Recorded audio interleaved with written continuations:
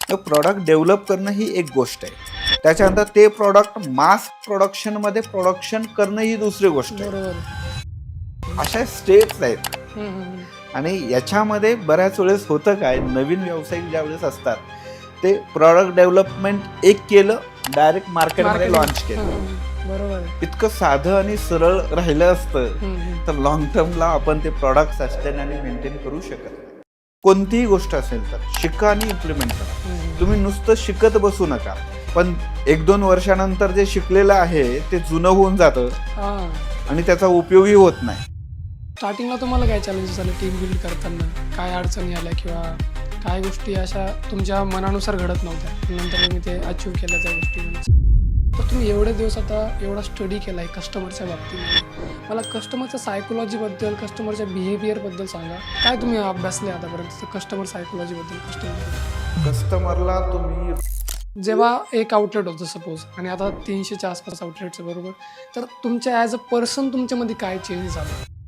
Incident is equal to reaction is equal to success. बरोबर incident तोच आहे, बरोबर. रिॲक्ट मी कसा करत आहे त्याला. 5 वर्षापूर्वी त्याच विषयाला रिॲक्शन्स कसे होते, आज रिॲक्शन्स काय आहेत, केलेलं लर्निंग, केलेला अभ्यास इम्प्लिमेंट कसं करायचं याचं जर कौशल्य नसेल तर असलेल्या नॉलेजचा काही उपयोग. तुमचा बिझनेस किती चांगला असला पण गुगलवरती रिव्ह्यूज कमी असतील तर ग्राहक तुमच्या कॉम्पिटिटरकडे जातो. हो, इतकं सरळ आहे. आज लोक दुकान बघत नाहीत, ते रेटिंग बघतात. लोक सेवा विचारत नाहीत, ते रिव्ह्यूज वाचतात. म्हणून आजचा पॉडकास्ट स्पॉन्सर आहे smart connect QR by connected. हा एक साधा QR आहे पण परिणाम मोठा आहे. ग्राहकाने सेवा घेतली की फक्त त्याला QR स्कॅन करायला सांगा. AI त्याला तयार रिव्ह्यू पर्याय दाखवतो. त्याला काही टाईप करायची गरज नाही. एक पर्याय निवडायचा आणि रिव्ह्यू लाईव्ह, इतकंच. जास्त रिव्ह्यूज म्हणजे गुगलवर तुमची टॉपची रँक, जास्त ट्रस्ट आणि जास्त कॉस्ट. आज अनेक छोटे मोठे व्यवसाय स्मार्ट कनेक्ट QR वापरून गुगलवर स्पर्धेत पुढे जात आहेत. प्रश्न असा नाही की तुम्हाला रिव्ह्यूज हवे आहेत का, प्रश्न असा आहे की तुमचा स्पर्धक अगोदर सुरू करणार की तुम्ही अगोदर सुरू करणार. डिस्क्रिप्शन मधला लिंक आत्ताच बघा आणि आजच स्मार्ट कनेक्ट QR तुमच्या बिझनेस मध्ये इम्प्लिमेंट करा आणि तुमचा व्यवसाय एका वेगळ्या पातळीवर घेऊन जा. आजचा पॉडकास्ट म्हणजे फ्रँचाइज बिझनेसची मास्टर क्लास. आजचे आपले गेस्ट आहेत दत्तात्रय निधनचे सर, ज्यांचा ब्रँड आहे नादब्रह्मा इडली आणि त्यांनी त्यांचा ब्रँड 0 to 300 पेक्षा जास्त ब्रँचेसपर्यंत स्केल केला आहे. त्यांचे आपण आज अनुभव जाणून घेतले आहेत. आपण त्यांच्यासोबत डिस्कस केले की त्यांनी काय काय चॅलेंजेस फेस केलेत टीम बिल्ड करताना, व्यवसाय ग्रो करताना, किंवा त्यांनी त्यांच्या व्यवसायाची कशा प्रकारे मार्केटिंग केली, कस्टमरचा रिसर्च त्यांनी कसा केला आणि त्यांची स्केलिंग स्ट्रॅटेजी काय आहेत. त्यांची स्केलिंग स्ट्रॅटेजी जेव्हा तुम्ही बघशाल तुम्हाला एक वेगळाच अनुभव भेटेल की हा माणूस एका वेगळ्याच प्रकारे बिझनेस स्केल करतो, हा माणूस एका वेगळ्याच प्रकारे याची ग्रो करण्याची स्ट्रॅटेजी आहे. तर हा पॉडकास्ट शेवटपर्यंत बघा, तुम्हाला खूप सारे इन्साइट्स या पॉडकास्टमध्ये भेटणार आहेत. खूप साऱ्या स्ट्रॅटेजीज, खूप सारे लेसन्स, स्पिरिच्युअलिटीबद्दल बी खूप काही बोललेलो आहोत आपण. तर नक्कीच हा पॉडकास्ट शेवटपर्यंत बघा आणि तुमच्या बिझनेसमध्ये आणि तुमच्या पर्सनल लाईफमध्ये ग्रो करा. तुम्ही बघताय बिझनेस टॉक मराठी. सगळ्यात अगोदर मला हे विचारायचं आहे की नवीन व्ह्यूअरसाठी की नादब्रह्मा इडलीची सुरुवात कशी झाली आणि आतापर्यंतचा काय प्रवास आहे, मग आपण बाकीच्या गोष्टींकडे जाऊ. मला ते अगोदर सांगा. तर नादब्रह्मची सुरुवात तशी 2020 मध्ये आम्ही एक पुण्यामध्ये सुरुवात केली नादब्रह्म इडलीची. इडलीची सुरुवात करण्याच्या अगोदर आमचे डोसा इडली नावाचे आउटलेट्स होते पुण्यामध्ये आणि जवळजवळ 6 आउटलेट होते आणि ते सर्वाईव्ह करत असताना कोविडचा प्रसंग अगदी सगळ्यांना माहीतच आहे. तर कोविडमध्ये झालं असं, आमचे 4-5 आउटलेट बंद झाले. ते सगळं आता मी बऱ्याच ठिकाणीही बोललो आहे. तर त्याच्यामध्ये अगदी म्हणजे रेंट, एक्सपेन्सेस सगळ्या गोष्टी भरपूर असल्यामुळे आम्हाला 4-5 आउटलेट पूर्ण बंद केले तिथं आणि एकच चालू होतं. त्याच्यानंतर आम्ही भरपूर कस्टमर्स आमच्याकडे होते. मग आता कोविडमध्ये हे प्रॉब्लेम झालं असताना काय करायचं हा प्रश्न आमच्यासमोर होता आणि त्याच्यामध्ये मग रिव्हिजन केलं परत एकदा की काय करता येईल आपल्याला, काय बेस्ट देता येईल. तर त्याच्यामध्ये आम्ही आमची जी कस्टमर्स होते त्यांचे फीडबॅक काढून बघा किंवा काय आत्ता कशा पद्धतीने याच्यातून या प्रॉब्लेम्समधून बाहेर जाता येईल अशा अनेक विषयाचं आम्ही स्टडी करत होतो. आणि ते करत असताना नंतर लक्षात आलं की कस्टमरसाठी म्हणजे ग्राहकांना आपल्याकडून काय हवं आहे हे ज्यावेळेस मी बघितलं त्यावेळेस कस्टमरची एकच गोष्ट होती की आमच्या इथं असलेली इडली. आता ही इडली इडलीबद्दलची क्वालिटी, सांबर ह्याच्याबद्दल प्रचंड कस्टमर आमचे फॅन होते. मग त्याच्यानंतर आणि कोविडमध्ये हेल्दी प्रॉडक्ट बरोबर, ते एक झालं तर सुरू झालं ते. आणि हेल्दी प्रॉडक्ट, मग तिथे विचार केला की हे हेल्दी प्रॉडक्ट आणि आपल्याकडे असलेलं खूप छान इडली हे मग लोकांना कसं देता येईल, कसं आपण पोहोचू शकतो, याचा आम्ही पूर्ण स्टडी केला. जवळजवळ 1.5 वर्ष कोविडमध्ये आम्ही इडली हे एकच प्रॉडक्ट लोकांपर्यंत कसं घेऊन जाता येईल हा विचार केला. आणि हा विचार करत असताना अजून एक गोष्ट मला समजली की लोक आजही इडली खात आहेत कुठं ना कुठं, हो. पण आपण असं काय करता येईल की सगळे लोक आपली इडली खातील किंवा इडलीचा ब्रेकफास्ट रोज करतील. मग म्हणून त्याच्यामध्ये काय केलं, एक कमी रेटमध्ये, म्हणजे अगदी सर्वसामान्य लोकांना रोजच्या नाश्त्यातला पदार्थ आपला कसा होईल याचा विचार करून 10 रुपयापासून इडली कसं देता येईल हां. याचा अभ्यास केला. आता 10 रुपयात इडली चटणी सांबर इतकं द्यायचं म्हटल्यानंतर तिथं प्रश्न होता की ते त्या रेटमध्ये बसेल का, कारण रॉ मटेरियलचे रेट आजही आपण बघतो खूप वाढलेले, त्याही वेळेस भरपूर होते. आणि मग ते त्याच्यामध्ये बॅकएंडचं सगळं वर्किंग करून आम्ही एक फॉर्म्युला सेट केला की कमीत कमी रेटमध्ये आपण कसं पोहोचवता येईल. कसं साध्य केलं तुम्ही, काय केलं आता याच्यामागे? त्याच्यामध्ये केलं असं की बल्कमध्ये परचेस कसं करता येईल रॉ मटेरियल, हा. त्याच्यासाठी भरपूर काम केलं तिथे. त्याच्यानंतर 10 रुपयात इडली देऊन मग प्रॉफिट कसं आपल्याला काढता येईल, तर एक इडली न देता आपल्याला भरपूर लोकांनाही इडली द्यायची. हो, बरोबर आहे. आणि मग तिथून त्याच्यामध्ये वर्किंग काय केलं की 10 रुपयात इडली, रॉ मटेरियल कमी रेटमध्ये कसं देता येईल, कॉस्ट कशी कमीत कमी ठेवता येईल, एम्प्लॉईची कॉस्ट कशी कमीत कमी मध्ये ठेवता येईल, रेंट आपल्याला कसं हे करता येईल, ह्या सगळ्यांचे कॅल्क्युलेशन करून असं सेट केलं की सर्वसामान्य लोकांपर्यंत इडली कशी पोहोचेल याचा सगळ्यात अगोदर विचार केला.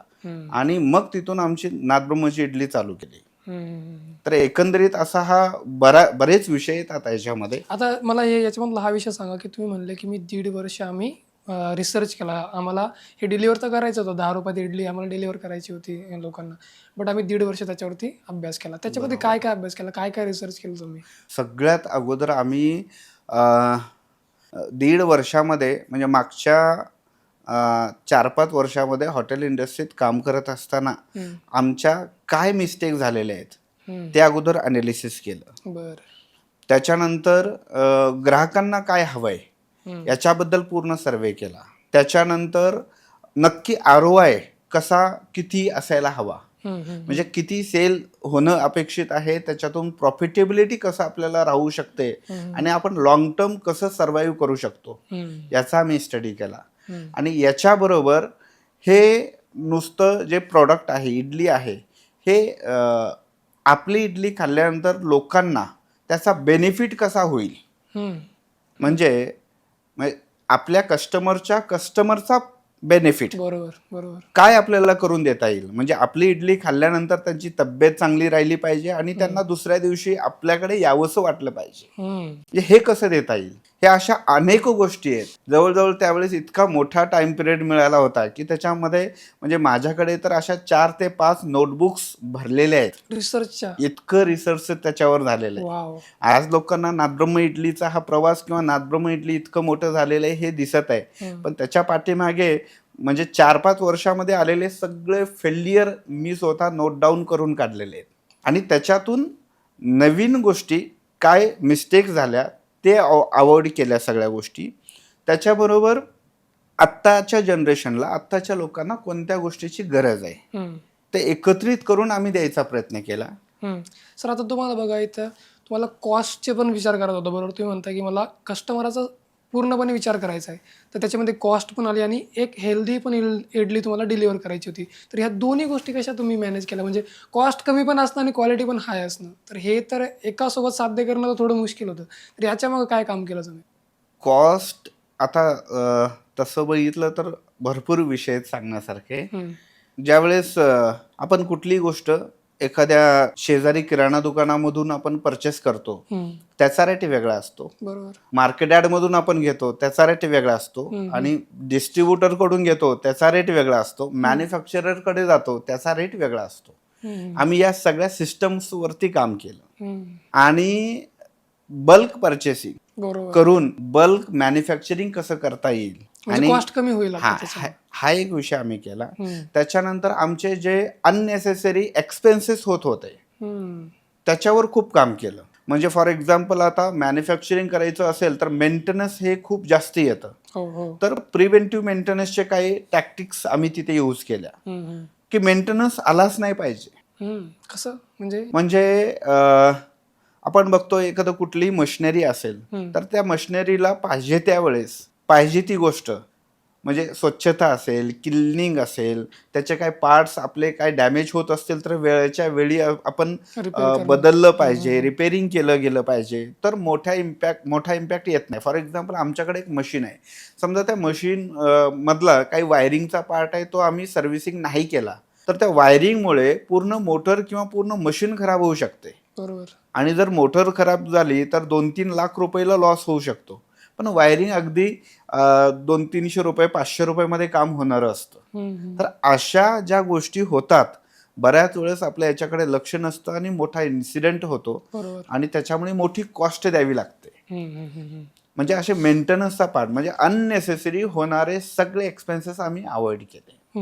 त्याच्यानंतर वेस्टेज पण खूप जातं. आता वेस्टेज कळत नाही आपल्याला किती जातं त्याचा हिशोबच राहत हा नाही. पण त्याचे कॅल्क्युलेशन जर मागे केले म्हणजे फॉर एक्झाम्पल आपण कुठलंही एक्झाम्पल सेट केलं तर इतक्यामध्ये 1 किलो मटेरियल असेल म्हणजे 100 किलो जर आपण 20 लोकांना डिस्ट्रीब्यूट करून देताना म्हणजे 100 किलो माझ्याकडे काहीतरी मटेरियल आहे आणि ते 20 लोकांना मी देत असताना माझ्याकडे 95 kgs होतं, मग उरलेलं 5 kg कुठे गेलं. तर त्याही गोष्टी आम्ही तिथे सेट केल्या आणि त्याच्याबरोबर आम्ही नादब्रह्म इडली चालू करण्याच्या अगोदर 5-6 वर्षाचा मल्टिपल आउटलेटचा आणि फ्रँचायझीचा एक्सपिरियन्स होता. काय कुठल्या म्हणजे आउटलेट्स? आम्ही डोसा इडलीचे फ्रँचायझी अगोदर दिले होते. हा बरोबर. त्याच्यामध्ये प्रचंड आम्हाला चॅलेंजेस आले. काय चॅलेंजेस आले तेव्हा? डोसा इडलीचे आउटलेट्स दिले असताना क्वालिटी मेंटेन न होणं सगळ्यात मोठा म्हणजे चॅलेंज. फ्रँचायझी करत नव्हता क्वालिटी हा मेंटेन. क्वालिटी मेंटेन न होणं. त्याच्यानंतर वेस्टेज जास्त जात होतं तिथे. त्याच्यानंतर जे एक्सपेन्सेस होते मंथली एक्सपेन्सेस ह्यूज होते. त्याच्यानंतर जे शेफ नसेल तर क्वालिटी मेंटेनच करू शकत नाही, ते चॅलेंजेस सगळ्यात जास्त आले तिथे. त्याच्यानंतर मल्टिपल प्रॉडक्ट्स होते आणि ते प्रॉडक्ट्स असताना सगळ्या प्रॉडक्टची अवेलेबिलिटी एकाच वेळेस नसणे. त्याच्यामुळे व्हायचं असं की काही कस्टमर त्या प्रॉडक्टसाठी यायचे आणि तेच प्रॉडक्ट अवेलेबल नाहीये किंवा त्या प्रॉडक्टची क्वालिटी अवेलेबल नाहीये. अशा भरपूर गोष्टी होत्या आणि तिथे मग रॉ मटेरियल्स, त्याच्यानंतर इलेक्ट्रिसिटी बिल, त्याच्यानंतर क्लिनिंगच्या काही गोष्टी त्या अननेसेसरी इतक्या वाढून गेल्या की त्याच्यामध्ये कॉस्ट आणि ह्या सगळ्या गोष्टी मेंटेन करणं खूप अवघड झालं होतं. आणि हा 5 वर्षाचा एक्सपिरियन्स असल्यामुळे नादब्रह्म इडली चालू करण्याच्या अगोदर आम्ही सगळ्या गोष्टी स्टँडर्डायझेशन करून घेतल्या होत्या. म्हणजे SOP सेट केल्या होत्या. बरोबर. म्हणजे हे काम करायचं असेल तर याची पद्धत ही असायला पाहिजे. बरोबर. कोणतंही काम असेल तर त्या कामाच्या कन्सेप्ट आणि त्याची स्टँडर्ड्स SOPs आम्ही डिझाईन करून सेट करून ठेवल्या होत्या. त्याच्यामुळे इतकं थोडंसं स्केलअप करता आलं. बरोबर.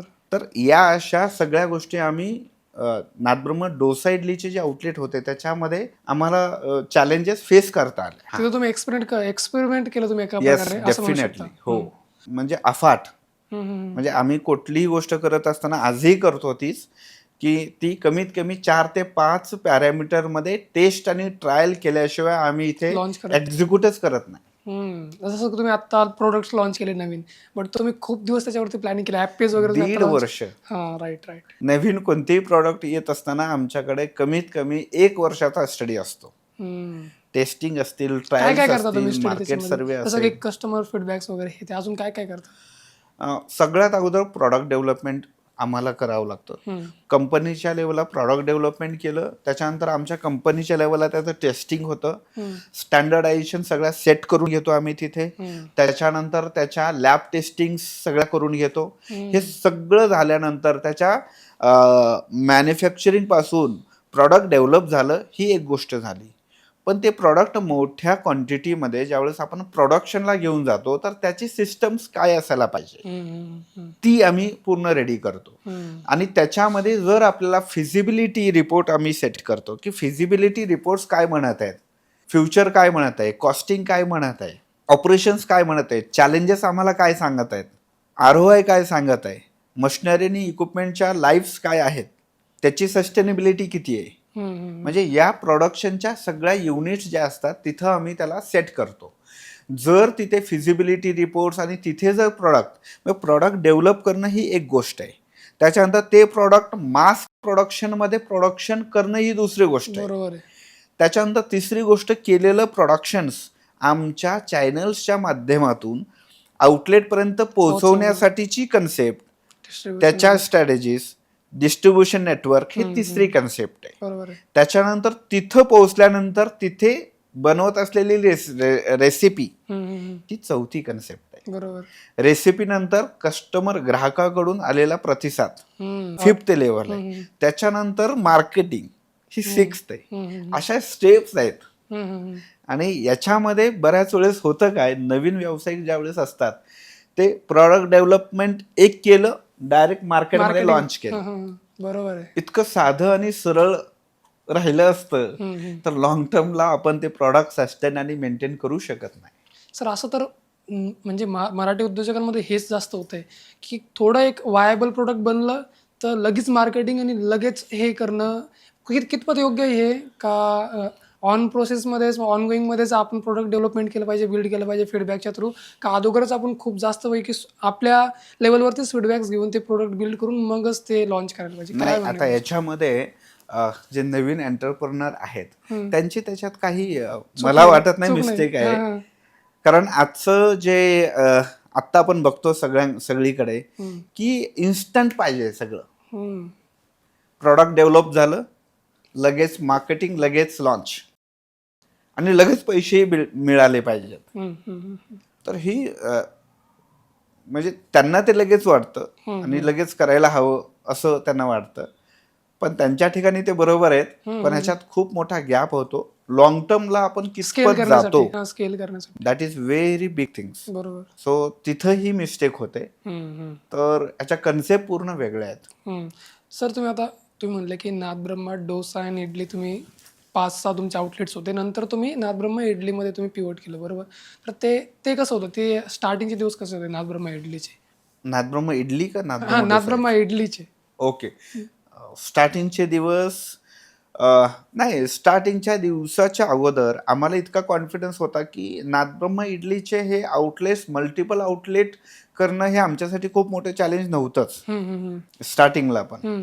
कारण आम्ही त्याची कन्सेप्ट आणि त्याचे फॉर्म्युलेज असतील, SOPs असतील इतक्या चांगल्या वेल सेटल केलेल्या होत्या.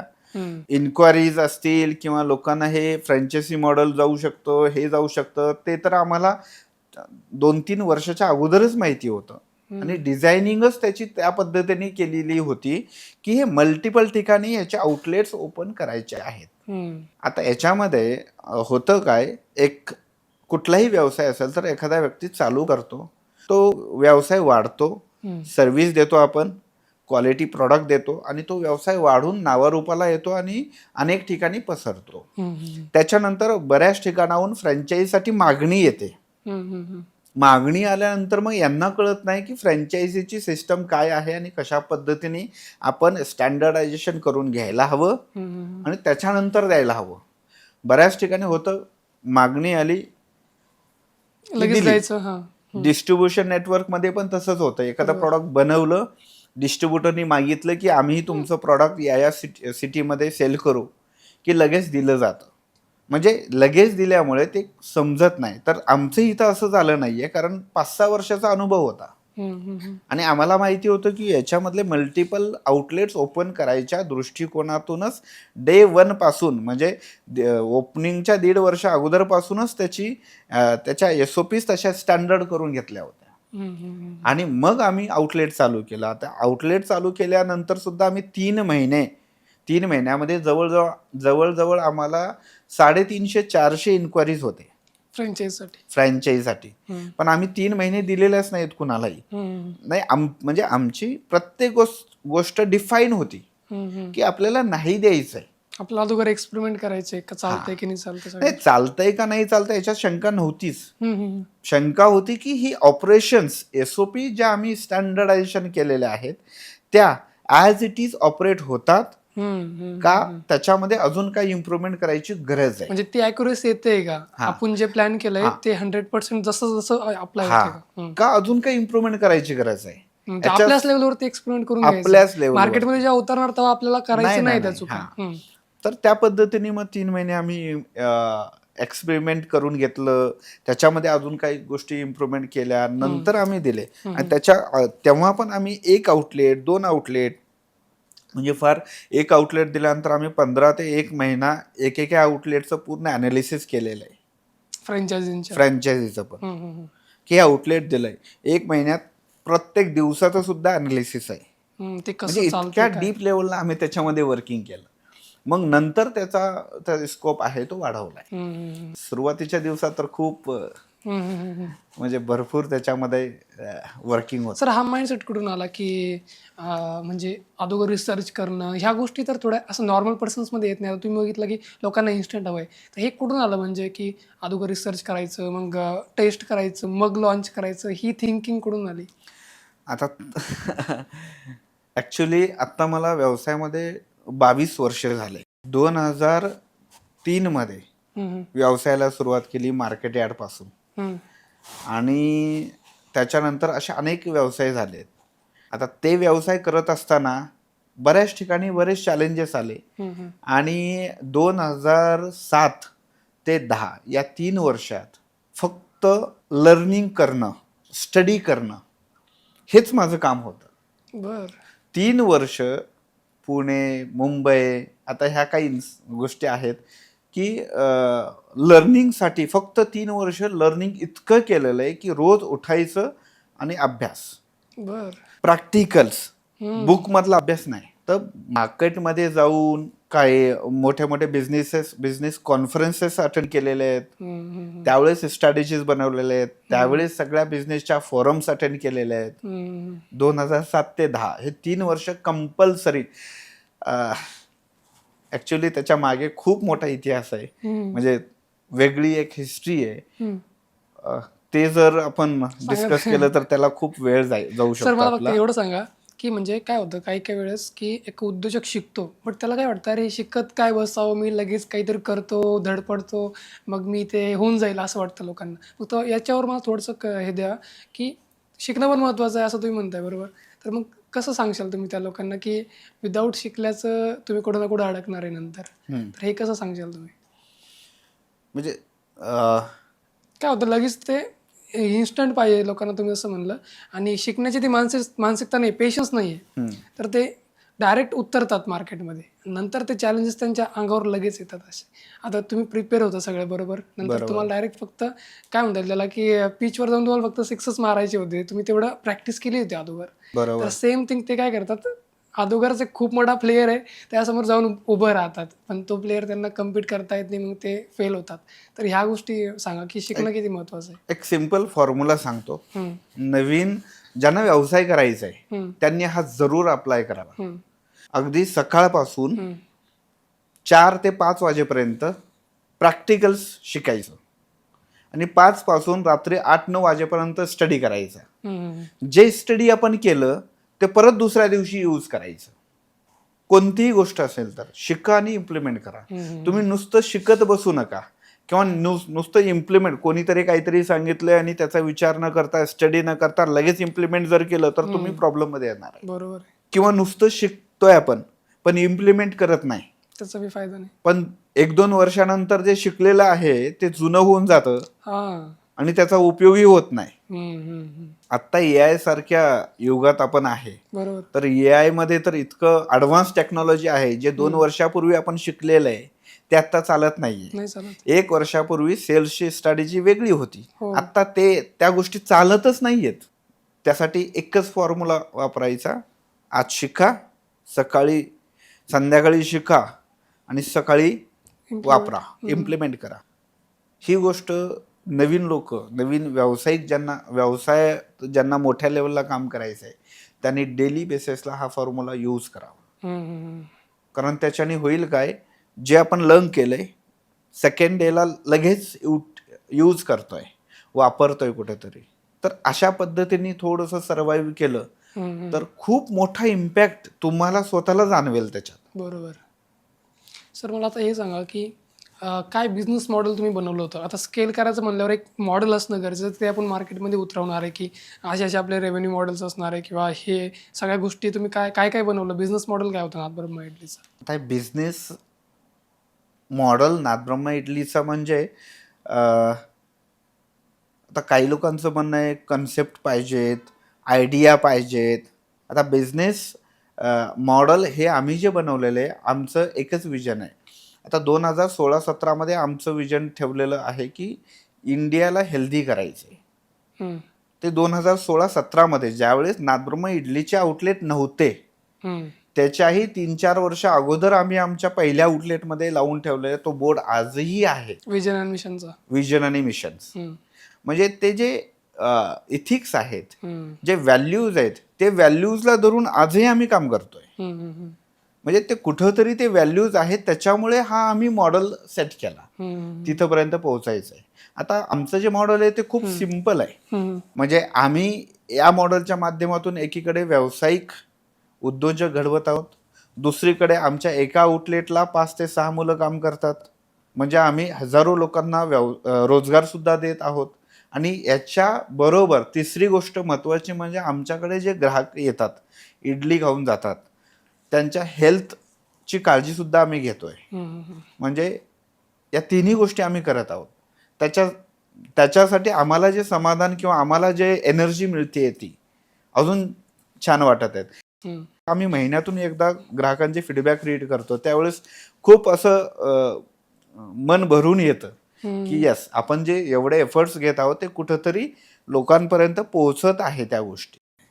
सर आता जेव्हा तुम्ही ग्रो करत होते तर एक सपोज 50 आउटलेट झाले तर त्या तिथपर्यंत प्रोसेसेस सिस्टम्स वेगळ्या होत्या, काही गोष्टी वेगळ्या होत्या. त्यानंतर गोष्टी बदलल्या असतील काही, तर काय गोष्टी महाग राहिल्या किंवा काय नवीन गोष्टी ऍड झाल्या सिस्टम्समध्ये, प्रोसेसेसमध्ये काय बदललं? खूप काय चांगला मुद्दा तुम्ही उपस्थित केलाय. आतापर्यंत आम्ही आमच्या SOPs 3 वेळेस बदलल्यात. बर, कसं कंपनीमधल्या. म्हणजे काय होतं, स्टार्टिंगला कंपनीची साईज किती आहे, बरोबर आहे, टीम साईज किती आहे आणि आउटलेटची साईज किती आहे त्याच्यावरून आपण स्टँडर्डायझेशन सेट केलेलं असतं. बरोबर. तर आम्ही 100 आउटलेट पर्यंतचं स्टँडर्डायझेशन एक सेट झालं होतं. त्याच्यानंतर ते 100 पर्यंतच चालतं. त्याच्यानंतर कारण हायरार्कीज पूर्ण चेंज होते, बरोबर, डिपार्टमेंट चेंज होतात, बरोबर, एरिया चेंज होतो, स्केल पण चेंज झालेला, स्केलअप चेंज होतो, डायमीटर पॅरामीटर्स चेंज होतात, आज आपल्या बॉर्डर्स पण नवीन नवीन ऍड होतात. तर त्याच्या माध्यमातून आता आम्ही अगोदर पुण्यामध्ये काम करायचो. तर पुण्यामध्ये काम करत असताना सिंपल एखादी गोष्ट की आमच्याकडे जे ट्रॅव्हलिंग पॉलिसी होती ती पुण्यासाठी होती, महाराष्ट्रासाठी होती. आता पुण्यासाठी वेगळी होती, ती आता महाराष्ट्रासाठी नाही चालत आहे. किंवा आमचे जे ट्रान्सपोर्टेशन लॉजिस्टिक एरिया आहे ते पुण्यासाठी वेगळं होतं, नंतर महाराष्ट्रासाठी बदलावं लागलं, नंतर आउट ऑफ महाराष्ट्र. तर ते प्रत्येक वेळेस ते चेंजेस करावे लागले आणि ते आम्ही केले. आम्हाला डे 1लाच माहिती होतं की आत्ता इतकं बर्डन आहे तर इतकं अशा पद्धतीने व्हायला हवं. कारण ते खूप महत्त्वाचं आहे. जर मी 500 आउटलेटच्या स्केलअपनी आत्ता जर सगळी हायरार्की बसवत असेल तर मला ते एक्सपेन्सेस मॅच होणार नाही, मेंटेन होणार नाहीये. तर अशा पद्धती आत्तापर्यंत 3 वेळेस आम्ही आमच्या SOP सगळ्या ठिकाणच्या बदललेल्या आहेत. सर मला मग याच्यामध्ये तर टीमचा पण एक पार्ट होतो, बरोबर. पहिले टीमचा स्केल वेगळा होता, बरोबर, नंतर स्केल चेंज झाला. तर ह्या टीम बिल्डिंगमध्ये, टीम मॅनेजमेंटमध्ये काय काय चॅलेंजेस आले किंवा कशी बिल्ड केली तुम्ही? आपण एक शॉप चालवतो, 2-4 लोक असतात. आपण सकाळी आपली लॉक आणि कीज घेऊन जातो आणि आपण उघडतो, बंद करतो, काउंटरवर बसतो आणि सगळा बिझनेस होता, सगळं आपल्याकडेच असतं. त्याच्यानंतर थोड्या दिवसानंतर आपण एक शॉपचे 2 शॉप ज्यावेळेस करतो त्यावेळेस दुसऱ्या शॉपचा कॅमेरा इथे लावावं लागतं. 2 झाले, त्यानंतर 2चे 3 केल्यानंतर 2 आउटलेटमधले कॅमेरे एका आउटलेटवर बसून आपण एकदाच बघू नाही शकत. मग तिथं ट्रस्ट ठेवावा लागतो कुणावर तरी. मग ट्रस्टेबल व्यक्ती कसा असायला हवा, इथंपासून त्याची सुरुवात होते. 3 आउटलेट, त्याच्यानंतर एक फर्म असते, फर्मचं LLP मध्ये ट्रान्सफर होतं आणि LLPचं प्रायव्हेट लिमिटेडमध्ये. ह्या सगळ्या सिस्टम्स खूप मोठ्या आहेत. तर याच्यामध्ये टीम बिल्डिंगची ऍक्टिव्हिटी असतील, ह्या प्रत्येक लेवलच्या वेगळ्या आहेत. सुरुवातीला आपण काय करतो की एक शॉप असेल तर मामाचा मुलगा, आत्याचा मुलगा, रिलेटिव्ह, फ्रेंड्स यांना आपण कामाला ठेवतो. बाबा ये, तू काय करतो, इकडे तिकडे फिरतोय ना, ये उद्यापासून दुकानात बस. त्याच्यानंतर 2-3 दुकानापर्यंत आपण असं करतो. 3ऱ्या-4थ्या दुकानाला कोण रिलेटिव्ह, कोण फ्रेंड्स राहत नाहीत, संपलेले असतात. तिथं मग इंटरव्ह्यूची प्रोसेस, मग ट्रस्ट बिल्डिंग. एका छोट्या उद्योजकाचं सांगताय तुम्ही की हे सुरू कसं होतं, म्हणजे त्यांची एक जर्नी सुरू कशी होते आणि कुठेपर्यंत जाते, कशी होते आता पण ते 2-3 शॉप जे आहेत, 2-3 शॉपमध्ये तुमच्याकडे ना तुम्हाला इंटरव्ह्यू घ्यायचा आहे, किंवा इंटरव्ह्यूची स्किल्स तुम्हाला शिकायचं आहे, किंवा त्याचे इंडक्शन्स करायचे आहेत, किंवा त्यांचं डॉक्युमेंटेशन करून घ्यायचं आहे. काहीच करायचं नाहीये ना तुम्हाला 1-2 शॉप 3 शॉप पर्यंत. तर सुरुवातीला आपण अशा पद्धतीने करतो, तर तिथंपर्यंत ठीक आहे. त्याच्या पुढे गेल्यानंतर पूर्ण बिझनेस बिल्डिंगच्या कन्सेप्ट, थेरी सगळ्या चेंज आहेत. तर याचं खूप जास्त एक्सपिरियन्स, नॉलेज आपल्याला स्वतःकडे असायला पाहिजे. आता टीम बिल्ड करताना आपण आपल्या रिलेटिव्ह असतील, फ्रेंड असतील, त्यांना आपल्या पद्धतीने आपण बिल्ड करतो. ती सिस्टम ज्यावेळेस आपण इंटरव्ह्यू कंडक्ट करून इंटरव्ह्यू मधून एखाद्या कॅन्डिडेटला घेतल्यानंतर इथं ती सिस्टम चालत नाही. हा खूप मॅसिव्ह आणि खूप मोठा विषय आहे, म्हणजे हायरार्कीचा. तर ते यायला हवंय. सर, आता तुम्ही हायरिंगच्या वेळेस काय बघता? सपोज कसं हायर करता तुम्ही? समोरच्या माणसामध्ये काय बघता जेव्हा तुम्ही हायर करता एखाद्या कॅन्डिडेटला? 3 गोष्टी. सगळ्यात पहिले आम्ही बघतो की तो लॉयल किती आहे, लॉयल्टी आहे का, स्किल सेट आहे का, आणि विल सेट आहे का, विलिंग करायची इच्छा आहे का? यस. सगळ्यात पहिले जर लॉयल असेल तर स्किल आहे का, ह्या दोन्ही गोष्टी असतील तर विल आहे का. या तिन्ही गोष्टी काही प्रमाणात ॲज पर त्यांच्या डिझिग्नेशननुसार आम्ही चेक करतो आणि मग त्यांना पुढच्या प्रोसेसला घेऊन जातो. त्याच्यात आम्ही तर आता टॅलेंट ॲक्विजिशन खूप वेगळ्या पद्धतीने करत आहोत. आमच्याकडे आता बरेच जण इंटरव्ह्यूला येतात आणि आत्ताचे जे कॅन्डिडेट आहेत ते खूप वेगळ्या पद्धतीचे आहेत. कसे? फॉर एक्झाम्पल, आत्ताच्या कॅन्डिडेटला एज्युकेशन झालं की मोठं पॅकेज पाहिजे, म्हणजे काम कमी, पॅकेज चांगलं पाहिजे, आणि बॉस नको, टोकणारा नको कोण. कोणी बोलणारं नको आहे मला. पण तसं घडत नाहीये. आपण कॉलेजमध्ये किंवा स्कूलमध्ये असताना ड्रीम बघतो आपण सगळेजणच, मीही बघितलेलं आहे. ड्रीम काय असतं, मी कॉलेज केल्यानंतर म्हणजे मी इतका मोठा माणूस होणार आहे, किंवा मी इंजिनियर होणार आहे, मी डॉक्टर्स होणार आहे, मी एकदम माझी लाईफस्टाईल अशी असेल, हे अझ्युम करतो आपण. पण प्रॅक्टिकली ज्यावेळेस आपण काम करायला जातो आणि 1-2 वर्षानंतर आपल्याला कळतं की प्रॅक्टिकल्स खूप वेगळे आहेत, आणि हेच प्रॅक्टिकल थोडंसं अगोदर जर आपण अनुभवलं असेल तर आपण प्रॅक्टिकल बरोबर एक्सपिरियन्स घेऊन खूप नेक्स्ट लेवलला जाऊ शकतो. म्हणजे कॉलेज करत असतानाच आपण काहीतरी पार्ट टाईममध्ये जॉब करायला हवा. अगदी तुम्ही 2 तास करा, 3 तास करा, पण तुम्ही जॉब करा. कारण जॉब केल्यामुळे आपल्याला डिसिप्लिन आपल्यामध्ये येतात. बरोबर. आणि डिसिप्लिन्स आपल्यामध्ये आल्यामुळे आपण प्रत्येक गोष्टीला तेवढ्या नेक्स्ट लेवलला बघतो, आणि तिथून मग जर्नी चालू होते. आणि आपण ज्यावेळेस प्रत्यक्षात कुठला व्यवसाय करू किंवा कुठे जॉब करू तर आपण त्या ठिकाणी आरामात, म्हणजे लवकरात लवकर बऱ्याच गोष्टी अचीव करू शकतो. तर ह्या डिसिप्लिन आपल्याला नसतात, कारण घरामध्ये आपण आई वडील असतील त्यांच्या डिसिप्लिनमध्ये आपण इतकं जास्त नसतो, पण बाहेरच्या एखाद्या व्यक्तीच्या अंडरमध्ये काम करणं आणि केल्यानंतर आपल्याकडच्या क्वालिटी स्किल्स डेव्हलप होणं, ह्याच्यात खूप मोठा फरक आहे. बरोबर. तर अशा वेगवेगळ्या कन्सेप्ट आम्ही तिथे ठेवलेले आहेत. स्टार्टिंगला तुम्हाला काय चॅलेंजेस आले टीम बिल्ड करताना? काय अडचणी आल्या किंवा काय गोष्टी अशा तुमच्या मनानुसार घडत नव्हत्या, पण नंतर तुम्ही ते अचीव केल्या त्या गोष्टी? आता ॲक्च्युली काय, टीम बिल्डिंग आणि टीम मॅनेजमेंट हे मी 6-7 पासून केलं असल्यामुळे मला इतका काही त्याच्यात चॅलेंज आलाच नाही मुळात. पण अगदी सांगायचं जर झालं तर हे टीम मॅनेजमेंट करणं हे सोपी गोष्ट नाही आहे. तुमच्या काय बेस्ट प्रॅक्टिसेस आहे, तुम्ही कसं करता ही गोष्ट? खूप काही गोष्टी आहेत त्याच्यामध्ये. अगदी आपल्याला पाहिजे त्या जर विचार केला तर टीम मॅनेज करायचं असेल तर तुम्ही जे काही लोकांना सांगत असाल, जे काही तुमच्या टीमला बोलत असाल, ते अगदी इंटेन्शली तुम्ही प्युरिटी ठेवा. म्हणजे मी माझ्या टीमला एखाद्या विषयाबद्दल ट्रेनिंग देत असेल, नॉलेज डिलिव्हर करत असेल, तर मी ॲज अ प्युरिटीनी ते करत आहे का?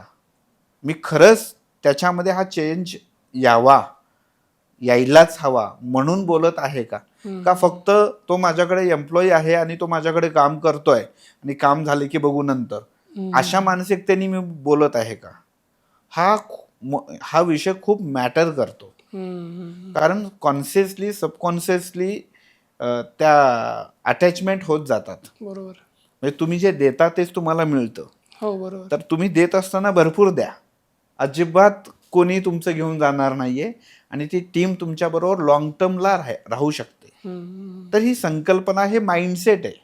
तर आपण कोणत्या माइंडसेटनं देत असतो त्या पद्धतीने आपल्याबरोबर टीम व्यवहार करत असते, रिलेशन बिल्ड होत असतात. त्यासाठी अगदी भरभरून द्या. प्रत्येक गोष्ट कुठली हिडन न ठेवता त्यांच्या एरियामध्ये त्यांची स्किल्स डेव्हलप व्हायला हवेत, त्या दृष्टिकोनातून तुम्ही जर दिलं तर 100% टीमसुद्धा आपल्याबरोबर कायम उभी राहते. सर, आता एक फर्म काय असते, की स्टार्टिंगला कमी एम्प्लॉई असतात, बरोबर. नंतर एक फर्म मोठी होते, 50 एम्प्लॉईज, 100 एम्प्लॉईज, असं त्याला स्केल वाढतो.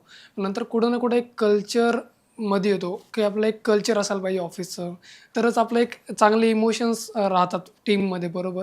कारण की सगळ्यांना सोबत राहून काम करायचं आहे. तर बरोबर. ते कल्चर कसं सेट करायचं, कसं असायला पाहिजे कल्चर एका फर्मचं, जर तुम्ही स्केलवरती आहात, चांगल्या स्केलवरती तर? खूप जास्त मॅटर करतं ऑर्गनायझेशनमध्ये कल्चर काय आपण बिल्ड केलेलं आहे.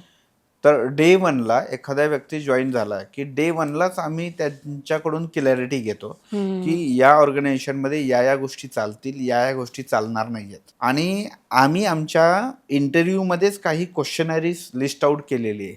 त्यांना विचारण्याच्या अगोदर आम्हीच कल्चरल तो व्यक्ती आपल्या ऑर्गनायझेशनला फिट होऊ शकतो का, व्हेरीफाय करून घेतो. हे आम्ही इंटरव्ह्यूमध्येच व्हेरीफाय करून घेतो. जर होत असेल तरच त्याला इन करायचं, नाही तर त्याच्या कल्चरचं आपले ऑर्गनायझेशन नाहीये, बरोबर. इथंच आम्ही थांबतो. बरोबर. कारण त्याच्यामुळे ना ऑर्गनायझेशनची ग्रोथ होतीये ना त्यांची ग्रोथ होणार आहे. सो असं राईट कॅन्डिडेटचे डेफिनेशन आहे. तर अशा पद्धतीने आम्ही इन करतानाच तसं सिलेक्शन करतो. दुसरी गोष्ट, आल्यानंतर बऱ्याच वेळेस होतं त्यांना कल्चर काही लोकांना मॅच होतं, काही लोकांना थोडंसं अनकम्फर्ट होतं. तर आम्ही त्यांना इझिनेस कसं होईल या कल्चरला अडॉप्ट करण्यासाठी, किंवा आम्ही हे कल्चर बिल्ड केलंय तर या कल्चरच्या मागचे इंटेन्शन्स काय आहेत, का करतोय आम्ही हे? याची क्लॅरिटी आम्ही खूप चांगली व्यवस्थित देतो त्यांना. आणि हे दिल्यामुळे त्यांनाही ते कल्चर हवं असतं. बिकॉज काय, आम्ही ग्रोथच्या दिशेने काम करणारे लोक, तर ग्रोथ त्याच्या तुमची होणार आहे आणि ऑर्गनायझेशनची पण होणार आहे. तर ह्या अशा काही सिस्टम्स आम्ही बिल्ड केलेल्या आहेत. आणि त्याच्याबरोबर आम्ही कंटिन्युअस ट्रेनिंग प्रोग्राम आमच्याकडे असतात. आमच्याकडे खूप वेगवेगळे कन्सेप्ट चालतात. आमच्याकडे आमची काही टीम म्हणते की सर आपण लर्निंग खूप जास्त देतोय असं वाटत नाही का?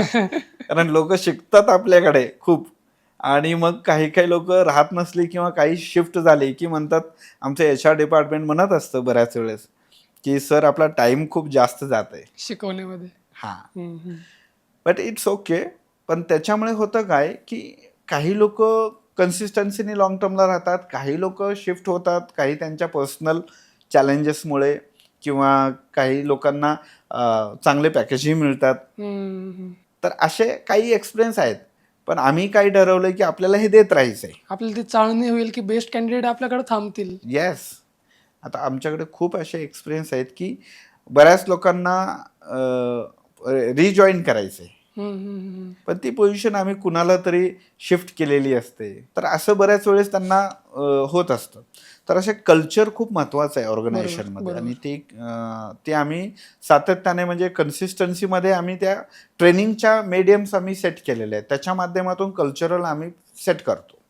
सर, मी मागं कृष्णा सरांशी बोललो आणि आमची सहज एक गप्पा झाली की आमची एक स्केलिंगची एक वेगळी पद्धत आहे. म्हणजे आता काय होतं की खूप सारे उद्योजक आहेत, ते आज जर पुणेमध्ये उद्योग करतायत तर ते लगेच खूप जास्त टेरिटरीच्या बाहेर जाऊन एक्सपांड करतात. लगेच दिल्लीमध्ये शाखा, लगेच कर्नाटकमध्ये शाखा, लगेच इकडे शाखा. तुम्ही जेव्हा स्केल करता तुम्ही पूर्ण रिसर्च करता अगोदर टेरिटरीचा, त्या स्टेटचं, त्या लोकेशनचं, तिथं सगळ्या गोष्टी आहे का नाही. तर म्हणजे कुठं ना कुठं एक मला मग आमची गप्पा झाली, मग आम्ही कळवलं त्यांना की ही सेम स्ट्रॅटेजी चाणक्य जे आहेत ना, ते जेव्हा धनानंद सोबत त्यांना जेव्हा युद्ध करायचं होतं चंद्रगुप्त मौर्याला घेऊन, तर त्यांनी काय केलं, एक छोट्या सैन्यबलाला घेऊन ते डायरेक्ट धनानंदशी भिडले. पण झालं काय, ते ते लगेच तिथं पराजित होऊन गेले, कारण की त्यांनी प्लॅनिंगच नाही केली. ठीक आहे. मग नंतर चंद्रगुप्त मौर्य वापस येतात त्यांच्या ते स्थान जिथे ते राहतात, आणि मध्ये एका कुटियावरती एक आई एका मुलाला खिचडी खाऊ घालत असते, आणि तो मुलगा काय करतो, त्या खिचडीमध्ये मध्ये हात घालून टाकतो, म्हणजे असं एकदम त्याचा हात चटका लागतो त्याला. मग त्याही म्हणते, तू पण चाणक्यसारखाच करायला लागला, लगेच एकदम मध्ये कशाला घुसतोय, थोडं टेरिटरी म्हणजे एक बाहेरून बाहेरून खाय, थंड होऊ दे. मला हे खूप भारी वाटलं जेव्हा मी कृष्ण सरांसोबत ही गप्पा केली, आमचं झालं बोलणं. बरोबर. तर तुम्ही हे कसं करता, म्हणजे याचं माइंडसेट काय असं, की लगेच तुम्ही का स्केल करत नाही दिल्ली टू किंवा कर्नाटक किंवा बँगलोर किंवा इकडे, असं टेरिटरी वाईज तुम्ही कसं का जाता असं? नाही, त्याच गोष्टी आहेत की एक्सपांड होत असताना म्हणजे एक एरिया वाढत नसतो, त्याच्या पाठीमागे अनेक एरिया डेव्हलप होत असतात. म्हणजे फॉर एक्झाम्पल आम्ही समजा उद्या दिल्लीमध्ये ब्रँचेस दिले, तर नुसतं दिल्लीमध्ये ब्रँच देऊन चालणार नाही. त्याच्या पाठीमागे एक क्वालिटी कंट्रोलची टीम आली, तिथे जाऊन ट्रेनिंग्स आल्या तिथल्या टेरिटरीच्या, तिथलं मार्केटिंग डिपार्टमेंट आलं, तिथे लोकांपर्यंत पोहोचायचं कसं हे आलं, त्याच्यानंतर तिथंपर्यंत आमच्या रॉ मटेरियल्स पोचवणार कसं, ह्या अशा भरपूर गोष्टी आहेत. बरोबर. पण त्याच्याबरोबर आम्ही काय ठेवलं, जायचं कुठे आहे ना, बरोबर. निवांत जाऊयात. म्हणजे आत्ताच आमच्या इतक्या शाखा झाल्या पाहिजेत आणि इतकं मोठं झालं पाहिजे असं काही घाई नाहीये. मग हे बाकीचे लोक जे घाई करतात, तुम्ही त्यांच्याकडे काय, तुमचं काय ओपिनियन? म्हणजे त्यांना असं वाटतं की आपण नाही केलं तर दुसऱ्याने कोणीतरी करेल, म्हणून आपण देऊयात.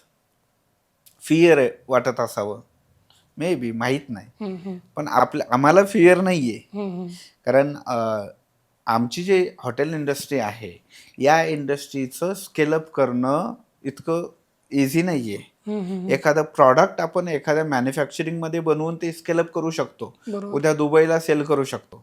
पण हॉटेल इंडस्ट्रीमध्ये सगळ्या गोष्टीचा व्यवस्थित स्टडी करूनच स्केलअप करता येऊ शकतं. बरोबर. अदरवाईज, कारण हे डे टू डे ऍक्टिव्हिटीज आहेत. बरोबर. हे प्रोडक्ट नाही की तुम्ही एकदा बनवलं आणि काउंटर प्रॉडक्ट नाहीये, फॅक्टरीमध्ये बनवलं, काउंटरवर ठेवलं आणि सेल केलं. बरोबर. तर याच्यासाठी बाकीच्यांना वाटत असावं की आपण नाही केलं तर दुसरे कोणीतरी देतील आणि करतील आणि तिथं मग आपला बिझनेस जाईल. म्हणजे sustainability it is a most important things of long term goal, long term vision. So आम्हाला किती कोणाला कुठे जायचं आहे अगदी बिंदास करू द्या, काही हरकत नाही, आम्हाला आमच्या पद्धतीने पोहोचायचंय. कसं करता तुम्ही, म्हणजे सपोज एखादा नवीन स्टेट तुम्हाला लॉन्च करायचा आहे, सपोज आता तुम्ही नाहीये दिल्लीमध्ये, सपोज नाही तुम्हाला जायचं दिल्लीमध्ये, तर काय अगोदर तुम्ही रिसर्च असते तुमची त्या स्टेट वाईज, काय तुमचं काय प्लॅनिंग काय असतं अगोदर तिकडं? अगोदर आम्ही तिथला पूर्ण सर्वे करतो, तिथल्या कस्टमर सेगमेंटचा स्टडी केला जातो, तिथे एक्झिस्टिंग कोणते प्रॉडक्ट आहेत जे कंझ्युमर कंझ्युम करतात, त्याच्यामधून त्यांना बेनिफिट्स होत आहे का नाही, त्यानंतर आपलं प्रॉडक्ट तिथे गेल्यानंतर काय बेनिफिट्स लोकांना होऊ शकतं का नाही, आपल्या प्रॉडक्टची तिथे नीड आहे का. बरोबर आहे. तिथला मार्केट सर्वे आम्ही खूप डीप लेवल, आमच्याकडे अशा एकदम वेगळ्या चेकलिस्ट आहेत. हे प्रत्येक गोष्टीमध्ये एकदम बेस्ट आणि एकदम डिफरंट असायला पाहिजे. बरोबर. म्हणजे जे सगळे दुनिया करते ते आम्हाला आतापर्यंत आम्ही केलं नाही आणि पुढेही करणार नाही. प्रत्येक गोष्टीमध्ये पूर्ण नवीन. आता हे नवीन करत असताना आमचा त्याच्या पाठीमागे भरपूर स्टडी असतो. बरोबर. एक्झिस्टिंग सर्वेमधून आमचे अनालिसिसचे काय रिपोर्ट्स आलेत, आणि आत्ता नवीन एरिया कव्हर करत असताना तिथे याच्यामध्ये अजून ॲडिशनल्स काय करता येतील, अशा अनेक सिक्वेन्स आम्ही सेट केलेले आहेत. तर त्याच्यानुसार आम्ही तिथे सर्वे करतो अगोदर, आणि सर्वे केल्यानंतर मग फिजिबिलिटी रिपोर्ट्स, हे ते टेक्निकल्समध्ये आपण किती स्ट्रॉंग आहे, मार्केटिंगमध्ये किती स्ट्रॉंग आहे, आत्ता नीड आहे का, आपल्या कोणत्या एरिया आहेत. कारण हे सगळं करत असताना स्केलअप हा एक विषय झाला, त्याच्याबरोबर बॅकएंडची सगळी टीम, कारण आम्ही एका वेळेस 4, 5, 6 प्रोजेक्टवर कामं चाललेली असतात, आणि आपली स्ट्रेंथ काय आहे, आपल्याला आत्ता जायची गरज आहे का तिथे, या अशा अनेक गोष्टी आहेत. कारण मार्केटमध्ये बऱ्याच वेळेस आम्हीही बघितलेले आहे की लीड्स आली, देऊन कन्वर्ट. टाका, चालू करा, बरोबर. थांबू नका. कारण ती लीड्स आपण नाही दिलं तर दुसरं कोणीतरी त्यांना देईल. पण आपण आत्ता करण्याच्या ऐवजी 1 वर्षाने केलं तर आपण तिथे सेट होऊ. नाहीतर 1 वर्षानंतर आत्ता दिलेले लीड्स बंद होतील. ते बंद होतील आणि तिथलं डोअर आपला बंद होऊन जाईल, हा, तो मार्केटच बंद होऊन जाईल मार्केट बंद होऊन किंवा जाईल आपली निगेटिव्ह मार्केटिंग होऊन जाईल तिथे. 100%. बरोबर आहे. तर अशा काही वेगळ्या कन्सेप्ट आम्ही तिथं राबवतो. आणि याच्याबरोबर आम्ही आमच्या टीमचं एक इन्व्हॉल्वमेंट असतं, सजेशन्स असतात. कारण त्यांचे सजेशन्स ग्राउंडवरचे, ह्या गोष्टी आम्ही सगळ्यांची इन्व्हॉल्वमेंट करून मग त्याचे रिपोर्ट्स, फिजिबिलिटी रिपोर्ट्स हे सगळे चेक करून मग एंट्री करतो. अदरवाईज नाही. नाहीतर जायचं आता खूप गोष्टी आहेत बरोबर त्याच्यामध्ये. बरोबर. सर, मला as a Nadbrahma Idli as a marketing case study बघायची, कारण की सर ॲज अ नादब्रह्म इडलीची पोझिशनिंग माझ्या मते कशी आहे, मी सांगतो की Nadbrahma Idli as a brand झळकतो सगळीकडे. कारण की ती त्या लेवलची ऑथेंटिसिटी असो किंवा त्या लेवलची पोझिशनिंग असो ॲज अ हेल्दी प्रोडक्ट. तर हे तुम्ही म्हणजे कसं केलं तुम्ही, मार्केटिंग कशी केली तुमच्या प्रोडक्टची आणि कसं पोझिशन केलं ॲज अ ब्रँड तुम्ही स्वतःला? खूप महत्त्वाचा आणि चांगला मुद्दा आहे हा. मार्केटिंग करत असताना आम्ही एकच गोष्ट लक्षात ठेवतो की आपलं जे प्रॉडक्ट आहे त्या प्रॉडक्टची क्वालिटी मेंटेन ठेवा, लोकांपर्यंत टेस्ट चांगली द्या आणि त्यांना त्याचा बेनिफिट होऊ द्या. कारण आपण पेड मार्केटिंग ज्यावेळेस करतो, ती पेड मार्केटिंग एक आपण आज पेड मार्केटिंग केली, 1 दिवसापुरती राहिली, दुसऱ्या दिवशी तो कस्टमर तुमच्याकडे येणार नाही. बरोबर. तर आम्ही काय करतो की आम्ही आमची क्वालिटी मेंटेन ठेवायची, जी क्वालिटी आपल्याला द्यायची आहे तीच क्वालिटी डिलिव्हर झाली पाहिजे आणि ते ग्राहक रिटर्न सेकंड डेला, थर्ड डेला ते आले पाहिजेत. याच्यावर सगळ्यात जास्त भर असतो मार्केटिंगच्या माध्यमातून. आणि मग ते आलेले ग्राहक सस्टेन मेंटेन कसं होतील, आणि हे केल्यामुळे पेड मार्केटिंग आत्तापर्यंत आम्ही पेड मार्केटिंग म्हणजे खूप म्हणजे करतच नाही थोडक्यात. तर माउथ पब्लिसिटीनी आमच्या इथे सगळ्यात जास्त कस्टमर येतात. कारण क्वालिटी चांगली ठेवली, कन्सिस्टन्सी ठेवली तर कस्टमर रिपीट. आणि ते आल्यानंतर म्हणजे मार्केटिंगला जे पैसे खर्च करायचे आहेत, सर्व्हिसमध्ये क्वालिटीमध्ये जर ते पैसे दिले तर ते लॉंग टर्मसाठी राहील. लॉंग टर्म येतात. बरोबर. आजकाल सगळ्यांना काय मार्केटिंग जास्त, कारण मार्केटिंगमुळे तुमच्याकडे कस्टमर्स येतील, पण ते रिपिटेशन किती होतात हे खूप महत्वाचं आहे. बरोबर, हाच मुद्दा आहे की आपण एकदा मार्केटिंग करणार, कस्टमर एकदा येणार, बट कस्टमरचा जर एक्सपिरियन्स बरोबर नसला तर कस्टमर कुठल्याही पद्धतीने किती भारी मार्केटिंग असो, कस्टमर रिपीट येत नाही. येणारच नाही. तर तो एक्सपिरियन्स आणि क्वालिटी. बरोबर. सर, तुम्ही एवढे दिवस आता एवढा स्टडी केला आहे कस्टमरच्या बाबतीमध्ये, मला कस्टमरच्या सायकोलॉजीबद्दल, कस्टमरच्या बिहेवियरबद्दल सांगा. काय तुम्ही अभ्यासले आतापर्यंत कस्टमर सायकोलॉजीबद्दल, कस्टमरबद्दल? कस्टमरला तुम्ही रोज सर्व्हिस दिली पाहिजे, रोज क्वालिटी मेंटेन केली पाहिजे, तर तो रोज येणार. तुम्ही 1 दिवस सर्व्हिस दिली, 1 दिवस क्वालिटी मेंटेन केली आणि कंटिन्यू तो आपल्याकडे आला पाहिजे, हे अपेक्षा आपण करू शकत नाही. कारण आत्ता अर्जन्सी आणि इमिजिएटली म्हणजे आत्ता इमोशन्स इतके चेंज होत आहेत लोकांचे. हो, बरोबर. की आत्ता फॉर एक्झाम्पल तुमचा एखादा फ्रेंड आहे, 10 वर्षापासून तुमची मैत्री आहे, पण तुम्ही एखाद्या दिवशी व्यवस्थित नाही बोललेत किंवा त्यांचं ऐकले नाही किंवा काहीतरी तुमच्यात झाली, तर 10 वर्षाची मैत्री 10 मिनिटात बिघडायला बसली आता. बरोबर. इतकं ड्रास्टिकली चेंज झालेले आहेत. तर as it is same customer सुद्धा तसाच आहे. बरोबर. तुम्ही काल सर्व्हिस दिली होती चांगली, काल क्वालिटी मेंटेन केली होती, आणि आज जर तुम्ही केली नाही आणि दिली नाही तर उद्यापासून तो येणार नाही. बरोबर आहे. आणि हे ज्यांना कळलं ते लॉंग टर्मला जातात. सर, आता काय आलं माहिती आहे का, इंस्टाग्राम किंवा सोशल मीडिया प्लॅटफॉर्म्स, प्रत्येक रील नंतर आपला इमोशन चेंज होतो. आता पहिले अँगर होता, नंतर हॅपीनेस, नंतर सॅडनेस, किती सारे इमोशन्स चेंज होतात. आता ह्या कल्चरमध्ये जर आपण ह्याच्याकडे लक्षच दिलं नाही की कस्टमर खूप खूप काय म्हणतील त्याला सेन्सिटिव्ह झाला आहे सध्या. की त्याला ते हवंय, नाही भेटलं तर लगेच त्याच्याकडे ऑप्शन पण आहे किंवा तो येणारच नाही परत. नाही येणार. तर हे पण एक आता हे पण एक काय पार्टच बनलं एका प्रकारे. कारण की सोशल मीडिया सगळ्यांना इन्फ्लुअन्स करतोय त्या प्रकारे. सबकॉन्शियसली ते सेट होत आहेत कस्टमरच्या माइंडमध्ये हे बिहेवियर्स. बरोबर आहे. म्हणजे आपण आता एखादा व्हिडिओ बघितला तर परत तो बघतो का? Same as it is customer पण त्याला काल जर मला बॅड एक्सपिरियन्स आला तर दुसऱ्या दिवशी तो येणार नाही. बरोबर आहे. मग कोण एक्सपिरियन्स चांगलं देत आहे बरोबर आहे. तिकडे तो जातो. हम्म, हम्म. त्यासाठी आत्ता ही कन्सिस्टन्सी ठेवणं खूप गरजेचं आहे. बरोबर.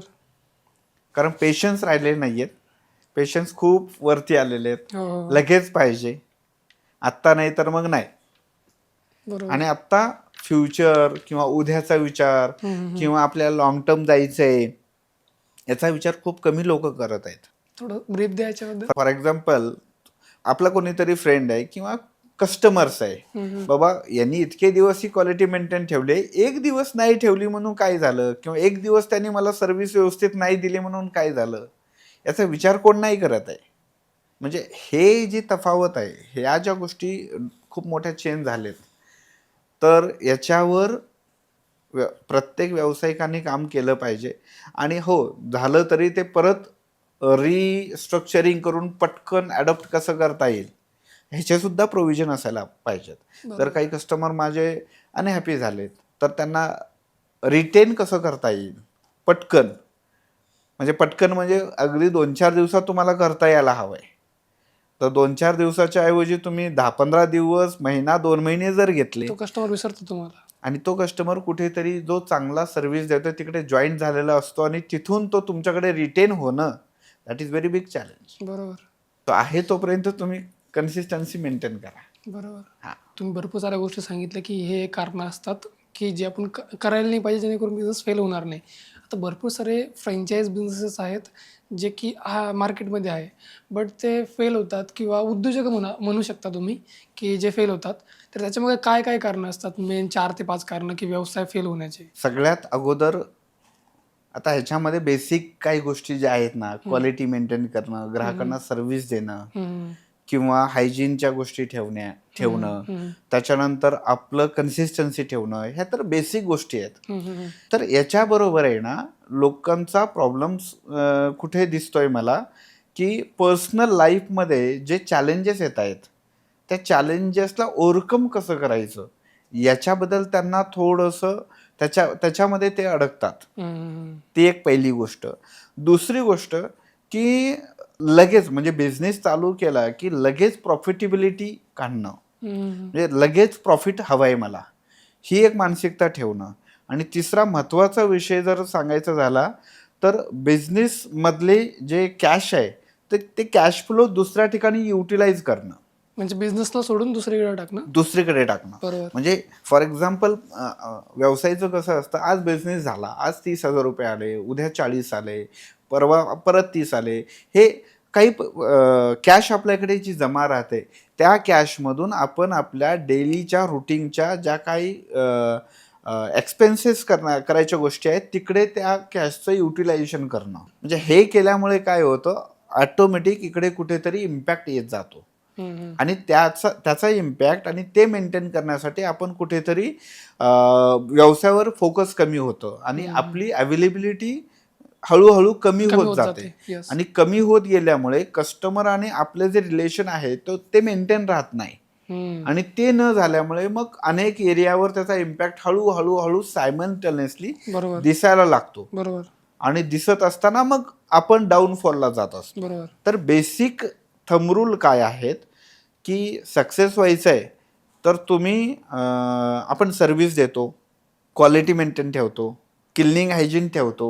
आता आमच्या इंडस्ट्रीबद्दल बोलायचं झालं तर ह्या बेसिक गोष्टी सगळेच करतायत. ह्याच्या पलीकडे जाऊन आपण काय करत आहोत का याचा आपण विचार केला पाहिजे.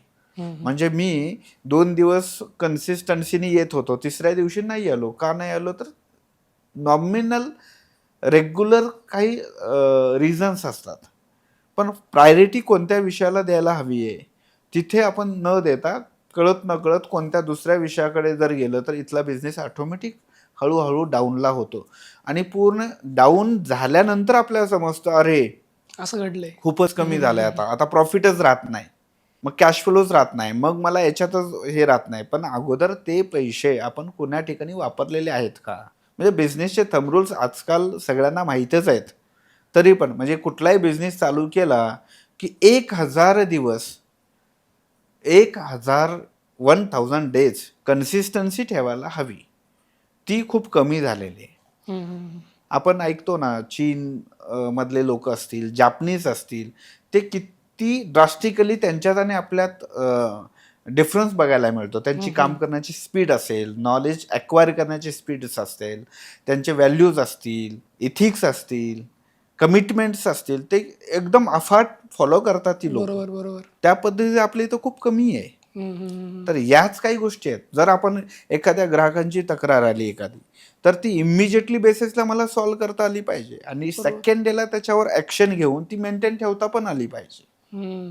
म्हणजे आपण जर त्या गोष्टीकडे थोडंसं दुर्लक्ष केलं तर ठीक आहे ना, ती आज छोटी वाटत आहे तुम्हाला, पण तसे 10 लोक असतात, त्या 10 मध्ये एकच व्यक्ती बोलतो, पण 9 लोक बोलत नाहीयेत. हा खूप मोठा पॉईंट आहे सर. कारण की काय होतं, एखादी एखादी कस्टमर सर्व्हिस किंवा एखादं पॉईंट खराब आहे व्यवसायामध्ये, कस्टमर तुम्हाला जाऊन सांगत नाही तो नाही खराब आहे बोलत. म्हणून, तो डायरेक्ट स्विच करतो.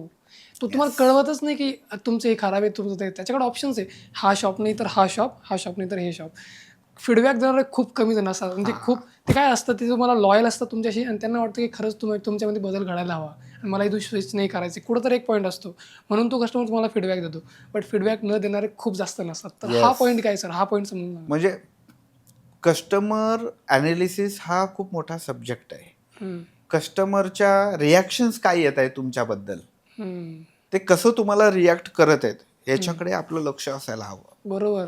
म्हणजे त्यांनी बोललंच पाहिजे अशातला काही भाग नाहीये. आपण पण ऑब्झर्व करायला हा, पाहिजे. आपलं ऑब्झर्वेशन इतकं व्यवस्थित पाहिजे की त्यांच्या रिॲक्शन्स काय आल्या. जर ते खूप हॅपीली होत आहेत, तर हे करत असतील तर इट इज ओके. पण ते रिॲक्ट ॲज अ प्रोफेशनली करत आहेत, आता ठीक आहे दिलं, इट्स ओके, हम्म, ठीक आहे राहू द्या, हरकत नाही, असं जर म्हणत असतील तर तिथंच इमिजिएटली आपल्याला इम्प्रूव्हमेंट करायची गरज आहे. बरोबर. याच्याकडे कुणाचं लक्ष नसतं, मग तो. पॉईंट आहे. तर अशा खूप गोष्टी आहेत. हम्म, तर अशा पद्धतीने ग्राहक रिटेन होत नाहीयेत. हम्म, आणि आता तर कॉम्पिटिशन्स आहेत आणि ग्राहकांना पण नवीन न्यू काहीतरी पाहिजे असतं. हम्म. न्यूनेस एक खूप मोठी संकल्पना आहे, कन्सेप्ट आहे. आपल्या व्यवसायात आपल्याला किमान एका महिन्यातून एकदा तरी न्यूनेस आणायला हवा आहे. तो न्यूनेस कशातून येतो, कसा येतो, काय केलं तर येतो, मग हे न्यूनेस म्हणून आहे का नाही हेही आपल्यालाही कळायला हवं आहे. पण आपल्याला जर नवीन वाटत आहे आणि ग्राहकांना ते जुनं वाटत आहे, हम्म. तर काही पॉईंट नाही आहे त्याच्यामध्ये. ग्राहकांसाठी ते न्यूनेस असायला हवं आहे. म्हणजे एका एखादी गोष्टीची माहिती आपल्याला आज होते, मग हे जगाला कधी झालेलं आहे. हा, हे पॉईंट आहे. पण आपण मला आज माहिती झालंय म्हणजे लोकांनाही आजच माहिती झालं असावं, हम्म. असं न करता न्यूनेस एका महिन्यातून छोट्याही गोष्टी नवीन आणू शकतो आपण, त्या सातत्याने आणायला हवंय. म्हणजे एका प्रकारे तुम्ही असं म्हणताय की आपला जो टार्गेट ग्रुप आहे त्याचं नॉलेजचं स्केल काय आहे, त्याची मानसिकता कुठे आहे. सपोज आपण टियर 1ला हे करतोय टार्गेट, जसं की फॅशन आपण पकडू, तर फॅशनच्या बाबतीमध्ये अमेरिका खूप पुढे आहे, बरोबर. आणि इंडियाकडं तो फॅशन येण्यासाठी 6 महिने लागतात किंवा 1 वर्ष लागतो. म्हणजे झालं की आपल्याला काय वाटतं की हेच टॉप लेवलचं फॅशन आहे, बट हे फॅशन कुठंतरी, हे फॅशन काय म्हणतील त्याला, की ट्रेंडमध्ये येऊन मागं चाललं गेलेलं आहे. सेम थिंग तुम्ही असं म्हणताय की नॉलेज आपल्याला जे आहे तेच आपल्याला जर बेस्ट वाटतंय, पण ते नॉलेज जर समोरच्याला जर जुनं वाटतंय, एखाद्याला आपण जर तो नॉलेज कोणाला जर डिलिव्हर करतोय, बरोबर पण आहे. ते समोरच्याला जुनं वाटतंय, तर ही चुकीची गोष्ट आहे. हो. तर हे कसं कसं बघायचं? हे रिॲक्शन्सवरून आपण ऑब्झर्वेशन बरोबर केलं बरोबर. पाहिजे की आपण एखादी नवीन कन्सेप्ट लॉन्च केली आणि त्या पद्धतीने त्या कन्सेप्टने आपण त्यांना ती सिस्टम्स, ते प्रॉडक्ट, ती सर्व्हिस डिलिव्हर करत असेल, तर त्याच्यातून वाववाली फिलिंग्स हम्म. ग्राहकामध्ये येत आहे का. जर आपले ग्राहक वाववाली फिलिंग करत नसतील, हम्म. In the sense this is a very old systems. म्हणजे एका प्रकारे जोपर्यंत नॉलेज किंवा प्रोडक्ट आपल्यापाशी, आपण कुठं ना कुठं कुठल्या तरी पॉईंटवरती आपण इल्युजनमध्येच आहोत. जोपर्यंत तो प्रॉडक्ट मार्केटमध्ये लॉन्च होत नाही तोपर्यंत आपल्याला त्याची लेवलच कळत नाही. येस. तर ही न्यूनेस संकल्पना आपल्या सगळ्या ठिकाणी यायला हवंय, बरोबर. कुठल्याही ठिकाणी. मग कोणताही व्यवसाय तुम्ही करा, कुठे जॉब असेल किंवा काही असू द्या. सर आता तुम्ही लगभग आता सध्या 300च्या आसपास तुमचे आउटलेट्स आहे हो. बरोबर. तर एवढ्या स्केलपर्यंत स्टार्टपासून तर आतापर्यंत तुम्ही काय लिडरशिप लेसन्स शिकले तुम्ही? तुम्हाला ॲज अ लीडर म्हणून तुम्ही काय तुमच्यामध्ये चेंजेस झाले आणि काय लिडरशिप लेसन्स तुमच्यासमोर किंवा काय घटना घडल्या तुमच्यासमोर लिडरशिपच्या बाबतीमध्ये? सो खूप गोष्टी आहेत तशा. हं, हे मॅनेजमेंट सगळ्या गोष्टी करत असताना लर्निंग हे खूप महत्त्वाचा विषय आहे. कन्सिस्टन्सी त्याच्यात असायला हवी. हं, त्याच्यानंतर प्रत्येक नवीन स्टेजला नवीन स्केल अप करत असताना नवीन कॉन्सेप्ट आपल्याकडे असायला हवेत. हं, हं, हं. तरच आपण तिथे सस्टेन मेंटेन करू शकतो. बरोबर, अदरवाईज आपण जुनीच पद्धत बरोबर. इथं वापरत असेल हं, तर हं, ती अजिबात चालणार नाही. हं, हं, हं. तुमची ही स्टेज होती, त्या कन्सेप्ट त्या सिस्टम्स तिथे तुम्हाला सेट झाल्या. आता तुम्ही नेक्स्ट लेवलला जात आहात तर तुमच्याकडे नेक्स्ट लेवलच्या सिस्टम्स, कन्सेप्ट, लीडरशिप सगळ्या त्या लेवलच्या असायला हवेत. बरोबर. आणि ते स्वतःमध्ये इम्प्रूव्हमेंटसुद्धा करायला हवेत. तरच आपण ते ग्रोथ करू शकतो. हं, हं. अदरवाईज माझ्याकडची लीडरशिप आहे 100 लोकांना मॅनेजमेंट करण्याची आणि मी आता पाहत आहे 1000 लोकांना मॅनेजमेंट करणार आहे. पण 100 लोकांच्या मॅनेजमेंटच्या स्किल्स माझ्याकडे आहेत. मी 1000 लोकांना मॅनेजमेंटच्या स्किल्स माझ्याकडे नाही येतच. मी कसं करू शकणार? म्हणजे ॲज अ लीडर तुम्हाला नेहमी ग्रो करावा लागतो. येस, नेहमी शिकावं लागतं. डेफिनेटली. वॉव! सो तो हा मोठा हं, हं. ट्रान्सफॉर्मेशन्स ही एक खूप मोठी संकल्पना आहे. ती आपल्यामध्ये चेंज करायला पाहिजे. मला तुमच्याबद्दल सांगा, की तुमच्यामध्ये पर्सनली सांगतोय मी आता बिझनेसबद्दल नाही सांगत आहे, की जेव्हा एक आउटलेट होतं सपोज आणि आता 300च्या आसपास आउटलेट्स आहे बरोबर. तर तुमच्या ॲज अ पर्सन तुमच्यामध्ये काय चेंज झालं? पहिले तुम्ही कसे होते एक आउटलेट असताना आणि आता 300च्या आसपास आउटलेट आहे बरोबर. तर ॲज अ पर्सन काय चेंज झालं तुमच्यामध्ये? मला हे सांगा. बिझनेसला नाही, ॲज अ पर्सन सांगा. System oriented. अच्छा तुम्ही स्ट्रक्चर्डमध्ये आले बरोबर. येस. हं, हं. स्ट्रक्चरिंग पूर्ण स्टँडर्डायझेशन सेट झालं. हं, हं. सिस्टम ओरिएंटेड हं, हं, हं, हं. कामं होत आहेत. हं, हं. टाईम हं. It is a very big things. Precious thing. डेलिगेशनवर आम्ही जास्त शिफ्ट झालो. हां, म्हणजे सगळं स्वतः न करता डेलिगेट खूप करणं. गोष्टी आहेत. बरोबर, बरोबर. त्याच्यानंतर टाईम सेव्हिंग, हं, हं, हं. मीटिंगच्या मेथोडॉलॉजी आम्ही चेंज केल्या. हं, हं. मीटिंगच्या कन्सेप्ट चेंज केल्या. लर्निंगच्या कन्सेप्ट चेंज केल्या. टॅलेंट ॲक्वाजिशनच्या कन्सेप्ट चेंज केल्या. म्हणजे म्हणजे 5 वर्षापूर्वीची जर्नी आणि आत्ता खूप मोठा चेंज आहे त्याच्यामध्ये. हं, हं. म्हणजे प्रत्येक ठिकाणी त्या सिस्टम्स ओरिएंटेड काम कसं करता येईल हं, हं. हा मी म्हणजे माझ्यामध्ये आमच्या टीममध्ये म्हणजे खूप मोठा बदल झाला आहे. हं, हं, हं. की त्याच्यानंतर आपण बघतो की सायकोलॉजी ऑफ थिंकिंग, हं. की आपण 5 वर्षापूर्वी कसा विचार करायचो हं. एखाद्या विषयाला धरून आणि आज कसा करत आहोत. आपण सेम आहोत. मग आपण लर्निंग केल्यामुळे, ॲनालिसिस केल्यामुळे की या विषयाला for example incident is equal to reaction is equal to success. बरोबर, इन्सिडेंट तोच आहे. बरोबर आहे. रिॲक्ट मी कसा करत आहे त्याला. हं, हं. 5 वर्षापूर्वी त्याच विषयाला रिॲक्शन्स कसे होते, हं, हं, हं. 10 वर्षापूर्वी रिॲक्शन्स कसे होते आणि आज रिॲक्शन्स काय आहेत, याच्यामधली जर्नी हं, हं. म्हणजे आज 300 आउटलेट्स बघत असताना. सो हा खूप मोठा बदल आहे. बरोबर. मोठी लोक मोठी असतात, ती खरंच खूप मोठी असतात.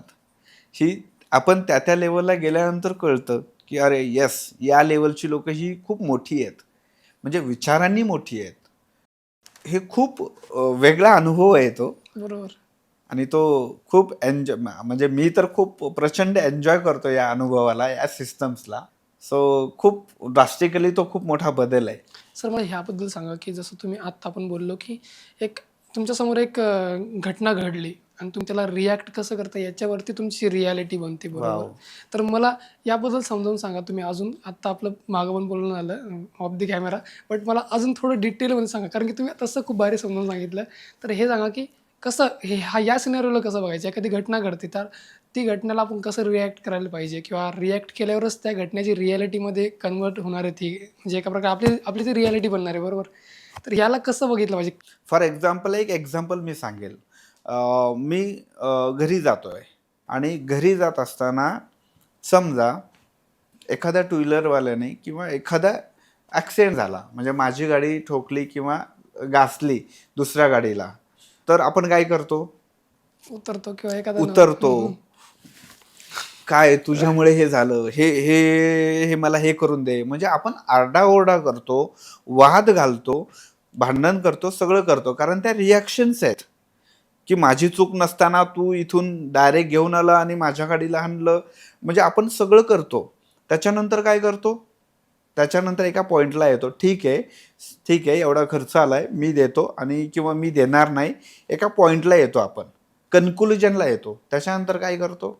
त्याच्यानंतर तो त्याच्या घरी जातो आणि आपण आपल्या घरी जातो.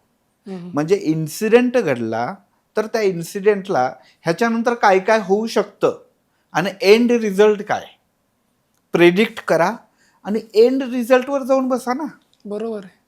म्हणजे जे मधलं करायचं आहे ना, मधला एवढा जो आपण म्हणतो ना, एवढा जो वाद आणि एवढा आरडाओरडा किंवा हे एवढं काय करायचं होतं, हे करायची गरजच नाही. आणि हे करण्यासाठी 4 तास 5 तास तुम्ही घालवले, पोलीस स्टेशनमध्ये गेले, तिकडे बोलवलं, दिवस घालवला, हे करायची गरजच नव्हती ना.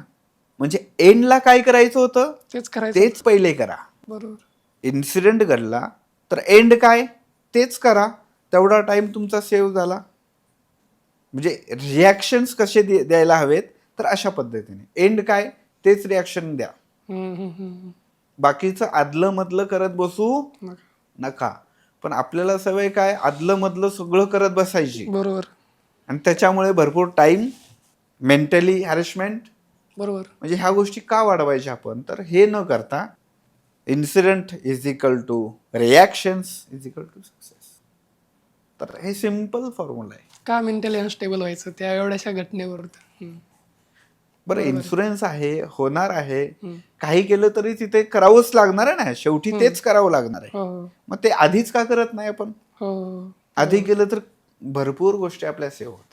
बरोबर. सो ह्या गोष्टी खूप महत्वाच्या आहेत. बरोबर. सर आता असे उतार चढाव, सपोज हे तर एक पॉईंट नाही म्हणत आहे मी, पण एक बिझनेसमध्ये पण काही उतार चढाव येत असतात, तर तुम्ही कसं तुमचं मेंटली तुम्ही स्टेबल कसं राहता किंवा एका प्रकारे मोटिवेटेड कसं राहता, कसं स्टेबली कसं राहता तुम्ही, मेंटली स्टेबल कसं राहता, या उतार चढावांना कसं बघता तुम्ही?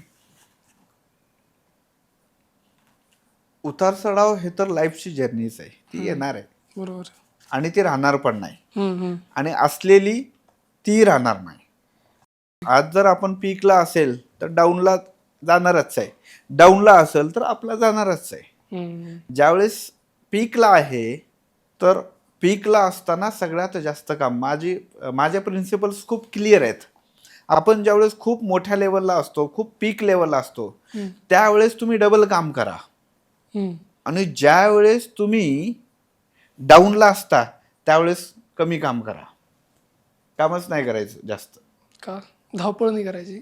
काहीच धावपळ करायची नाही. जिकडे तिकडे हातपाय नाही मारायचे जास्त. हा, म्हणजे त्याचा तसा अर्थ नाहीये, म्हणजे असं भटकायचं नाही असं. हा, म्हणजे ज्यावेळेस पीकला असतो त्यावेळेस मी डबल काम करणार आणि डाऊनला असताना काम जास्त करायचं नाहीये.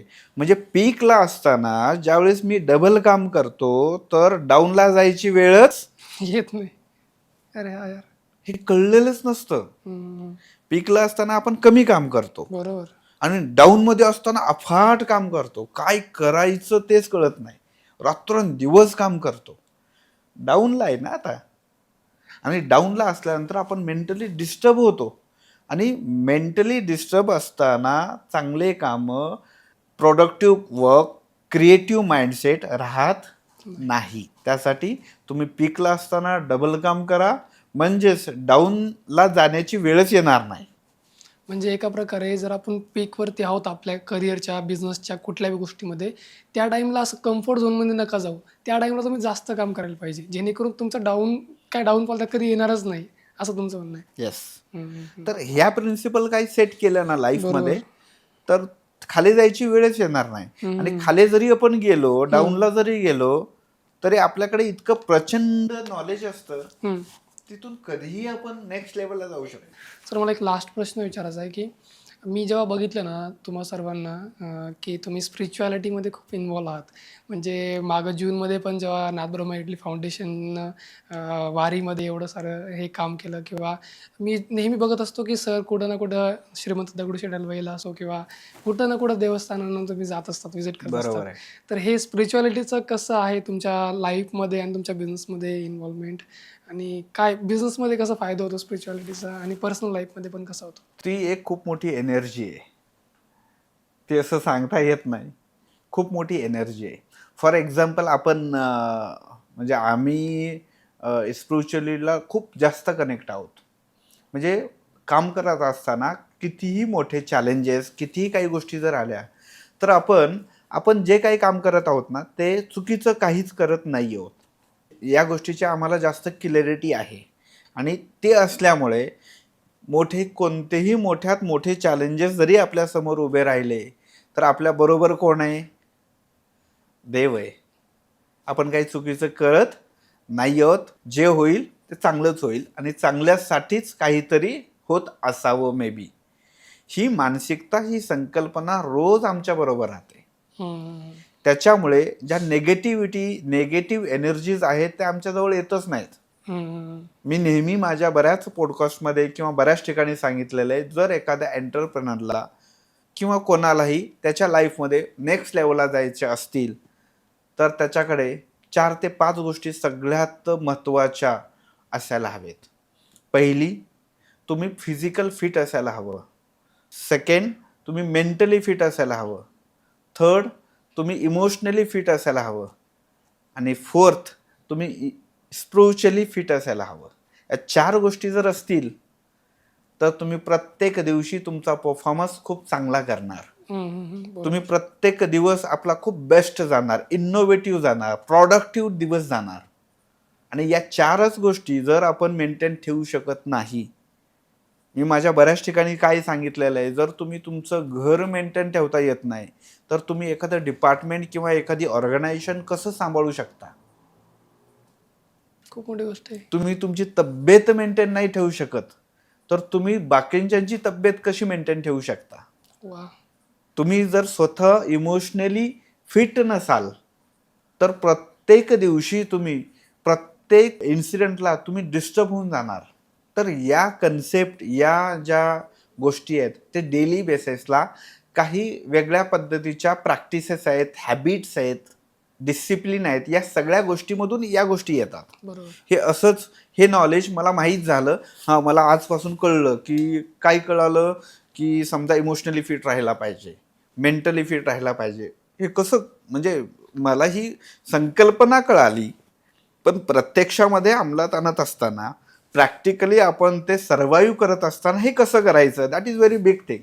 म्हणजे माहीत असणं हे जितकं महत्त्वाचं आहे, तितकंच ते कशा पद्धतीने करायचं किंवा कशा पद्धतीने अक्वायर करायचं, हे हं, त्याच्याही पेक्षा महत्त्वाचं आहे. बरोबर. म्हणजे नॉलेज असणं ही एक गोष्ट आहे.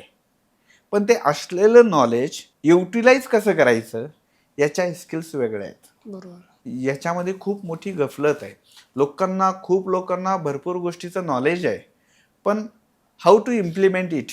हे नॉलेज आहे, हे केल्यानं आता मला सांगा, खूप लोकांना माहिती आहे, की मी एका बिझनेसमॅन, एखाद्या एंटरप्रेनरचं एक बुक आहे. त्याच्यामध्ये खूप डिसिप्लिन, खूप काही गोष्टी नेक्स्ट लेव्हलच्या दिलेल्या आहेत. हे जर मी बुक रीड केलं, तर काय होईल? माझी लाईफ चेंज होईल सपोज. लाईफ चेंज होईल. हे माहिती आहे ना? बरोबर आहे. हे नॉलेज आहे ना? बरोबर आहे. पण हे केलेलं लर्निंग, इम्प्लिमेंट. केलेला अभ्यास इम्प्लिमेंट कसं करायचं, याचं जर कौशल्य नसेल, तर असलेल्या नॉलेजचा काही उपयोग नाही. नाही. हे ज्यांना कळलं, एवढ्या 2-3 गोष्टी, मोजक्या गोष्टी ज्यांना कळल्या, ते त्यांच्या लाईफमध्ये प्रत्येक ठिकाणी नेक्स्ट लेवलला जाणार. हं, ज्यांना हे हे कन्सेप्ट ह्या क्लॅरिटी नाही आल्या, ते मात्र गोंधळत असणार, की नक्की काय करू? आता मी शिकलोय, मला तर नॉलेज आहे, पण आता हे इम्प्लिमेंट कसं करायचं? हेच माहीत नाही. हं. त्यासाठी ह्या 4 गोष्टी खूप महत्त्वाच्या आहेत. हे हे आपण मेंटेन ठेवू शकलो, तर आपण व्यवसाय मेंटेन ठेवू शकतो, तर आपण फॅमिली मेंटेन ठेवू शकतो, तर आपण डिपार्टमेंट मेंटेन ठेवू शकतो, तर आपण नेक्स्ट लेवलला स्टेप अप करू शकतो. या गोष्टी सगळ्यात जास्त महत्त्वाच्या आहेत. तर माझं ते सांगणं असतं, कोणी कुठलाही व्यक्ती असो, कोणत्याही एरियामध्ये काम करो, मग तो बिझनेसमॅन असेल ना, किंवा स्टुडंट असेल, किंवा एखाद्या ठिकाणी खूप मोठ्या पोझिशनवर पोस्टवर काम करत असेल, कोणीही असेल, तर त्यांना ह्या गोष्टी जर मेंटेन ठेवता येत नाही तर ते बाकीचं काहीही मेंटेन ठेवू शकणार नाही.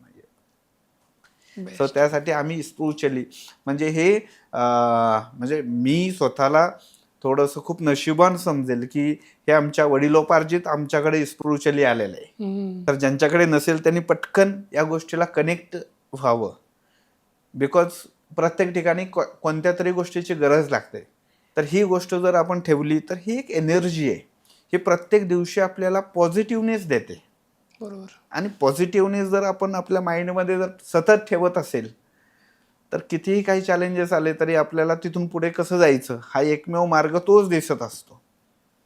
तर त्याच्यामुळे स्पिरिच्युअली राहणं खूप गरजेचं आहे. सर मला इथंच एंड करायचं आहे. हे खूप बेस्ट नोट आहे. अँड खूप खूप धन्यवाद सर, तुम्ही इथं आलात आणि खूप सारे इन्साईट भेटले आज फ्रँचाईज बिझनेसबद्दल, अजून टीमबद्दल, टीम कशी बिल्ड करायची ह्या त्या गोष्टी, व्यवसाय एकंदरीत पूर्ण व्यवसाय कसा ग्रो करायचा, कसा असायला पाहिजे ह्या गोष्टी, आणि best part spirituality. And thank you sir, तुम्ही वेळ दिला आणि येस, धन्यवाद. नक्कीच. Thank you so much.